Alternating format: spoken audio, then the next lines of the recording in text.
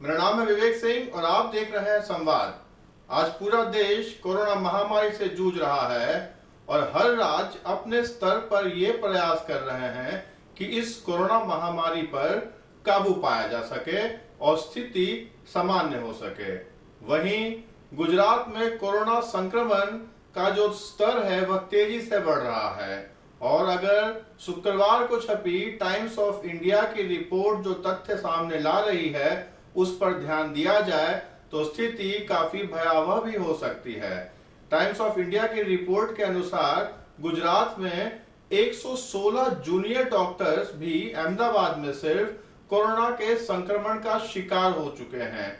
ये तथ्य गंभीर हो सकते हैं और आने वाले दिनों के लिए खतरे की घंटी भी हो सकती है। यह हेल्थ सेक्टर में गुजरात मॉडल सवालों के घेरे में है।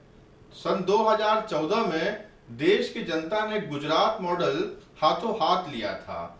वैसे भी अगर देश में इलेक्ट्रिसिटी और डीप इरिगेशन की बात की जाए तो गुजरात ने पूरे देश के सामने एक मापदंड तय किए हैं जिसे छू पाना अन्य राज्यों के लिए मुसीबत ही है। और वैसे भी जब गुजरात के मुख्यमंत्री उस समय के देश भर में जाते थे और खास करके यूपी में, तो वह यह कहते थे वहां पर कि गुजरात में जब बिजली जाती है तो खबर बनती है और उत्तर प्रदेश में जब बिजली रहती है तो खबर बनती है। लेकिन फिलहाल के दिनों में कोरोना महामारी ने गुजरात सरकार की कार्यशैली पर सवाल खड़े किए हैं और उस पर से गुजरात की हाई कोर्ट की टिप्पणियां भी गुजरात सरकार के खिलाफ ही जा रही है। अब जरा गुजरात हाई कोर्ट की टिप्पणी पर आते हैं।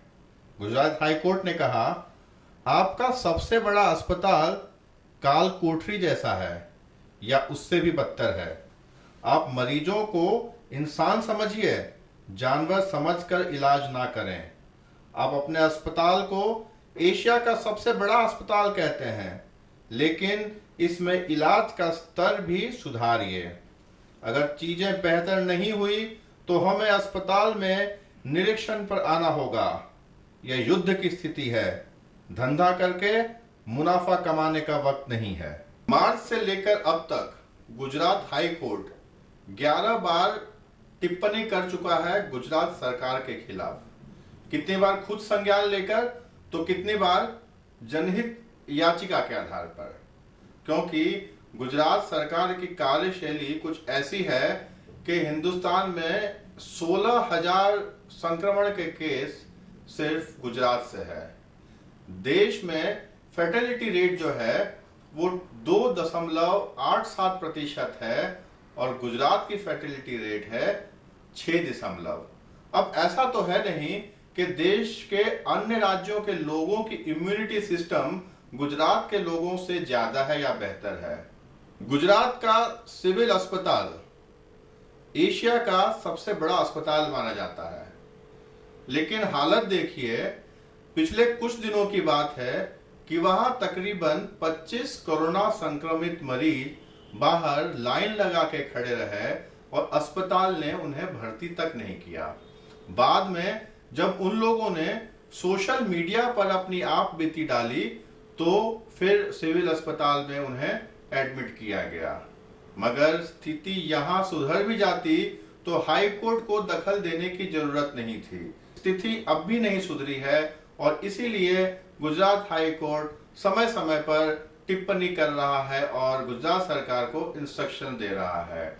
हालात देखिए, जहां आईसीएमआर ने देश भर में टेस्टिंग की संख्या बढ़ा दी है, एक दिन में लगभग 1 लाख कोरोना के टेस्ट हो रहे हैं, वहीं मध्य अप्रैल से ही गुजरात सरकार ने कोरोना की टेस्टिंग को लगातार कम करती जा रही है। गुजरात सरकार को शायद यूं लगता होगा कि नंबरों की बाजीगरी कर कर वो शायद खेल को संभाल सकते हैं। गुजरात के मुख्यमंत्री की कार्यशैली पर सवाल तो किए जा रहे थे, मगर अब गुजरात सरकार और मुख्यमंत्री विजय रूपानी खुद सवालों के घेरे में आ गए हैं, क्योंकि अहमदाबाद मिरर में छपी रिपोर्ट के अनुसार गुजरात सरकार ने बड़े बड़े दावे किए। गुजरात सरकार ने कहा कि प्रधानमंत्री नरेंद्र मोदी के आह्वान पर राजकोट की एक कंपनी ने 1 लाख रुपए महज लागत पर वेंटिलेटर तैयार कर लिया है, वो भी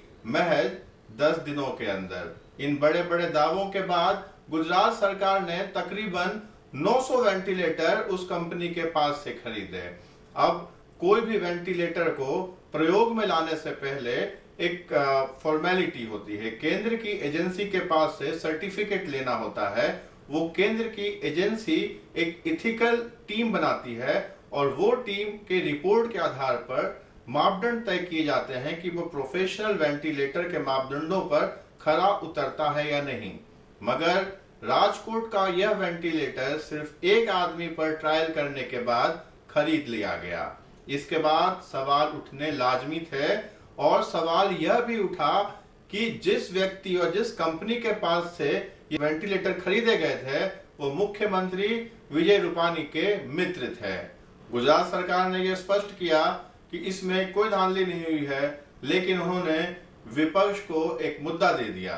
गुजरात के सीएम को मैं भी हूं कोरोना वॉरियर की तुकबंदी से बाहर निकलकर कुछ रणनीति पर काम करना चाहिए फील्ड में उतरकर, जिससे इस महामारी पर काबू पाया जा सके। उन्हें उनके ही समकक्ष योगी आदित्यनाथ से सीखना चाहिए, जो 24 घंटे दिन रात एक करके इतने बड़े राज्य और इतनी बड़ी जनसंख्या को संभाल रहे हैं। उस पर से प्रवासी मजदूरों के मोर्चे पर भी वो लड़ रहे हैं। कुछ नेता करिश्माई होते हैं अटल बिहारी वाजपेयी की तरह, कुछ नेता कर्मठ होते हैं मनमोहन सिंह की तरह, और कुछ विरले अपवाद होते हैं नरेंद्र मोदी की तरह, जो करिश्माई भी होते हैं और कर्मठ भी होते हैं। वह कितनी बार चुनौतियों का सामना करके और उससे उबर कर यह साबित कर चुके हैं, और कितनों को कुर्सी वरदान में मिलती है। अब उन्हें यह साबित करना होगा कि गुजरात को मिला वह वरदान अब कहीं अभिशाप तो न बन जाए। गुजरात की जनता जवाब तो मांगेगी ही, और वैसे भी गुजरात की जनता पूरे देश भर में सबसे समझदार जनता में से है। इसके लिए जवाब तो देना ही होगा, और सवाल पूछना हमारा मूलभूत अधिकार भी है, क्योंकि जब तक हम सवाल पूछते रहेंगे तब तक हमें तसल्ली वाले जवाब मिलते रहेंगे और उन सवालों के समाधान भी मिलते रहेंगे। जिस दिन हम सवाल पूछना बंद कर देंगे उस दिन मिलेगी तो तुकबंदी। इसलिए संवाद के साथ जुड़े रहिए। हम इन घटनाओं पर आपको अवगत कराते रहेंगे।